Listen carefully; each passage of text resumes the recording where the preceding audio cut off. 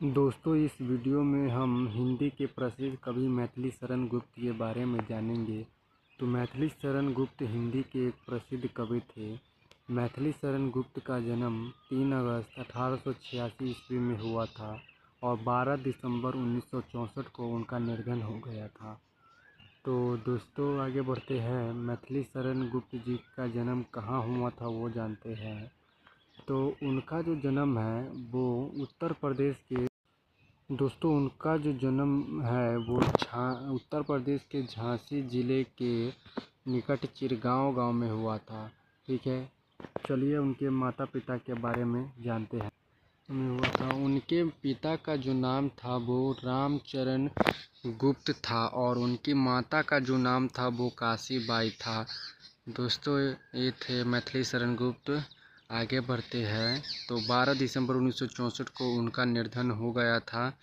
और चलिए एक बार और देख लेते हैं। उनका जन्म उत्तर प्रदेश के झांसी जिले के चिरगांव गांव में हुआ था। उनके पिता का नाम रामचरण गुप्त और माता का नाम काशी बाई था, याद रखिएगा। और चलिए आगे जानते हैं। साहित्यिक योगदान के बारे में पढ़ते हैं। तो मैथिली शरण गुप्त जी के जो हिंदी साहित्य में क्या योगदान था उसके बारे में पढ़ते हैं।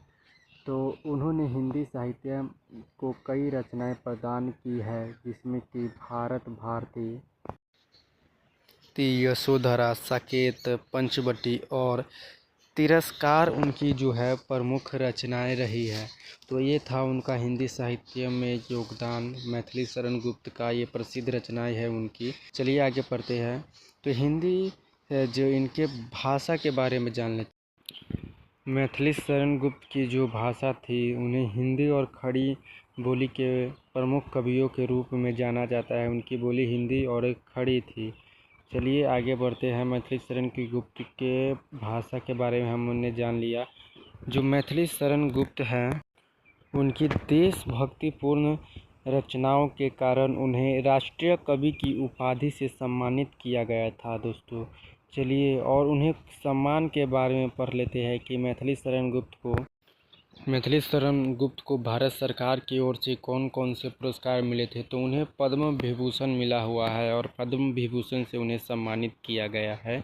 दोस्तों, चलिए आगे बढ़ते हैं। मैथिली शरण गुप्त के बारे में अन्य बातों को जान लेते हैं। तो मैथिली शरण गुप्त की जो रचनाएं है उसमें राष्ट्रीय भक्ति, सामाजिक चेतना और मानवीय मूल्यों को दर्शाया गया है। वे एक लोकप्रिय और प्रसिद्ध कवि थे और उनकी कविताएं आज भी पढ़ी जाती है। तो उनका जो जन्म है 3 अगस्त को राष्ट्रीय कवि के रूप में भी मनाया जाता है। उनके पिता भी एक प्रमुख कवि थे और उनके साहित्य में राष्ट्रीय भक्ति और मानवता की वे साहित्य एवं शिक्षा के क्षेत्र में पद्म विभूषण से भी सम्मानित किए गए थे।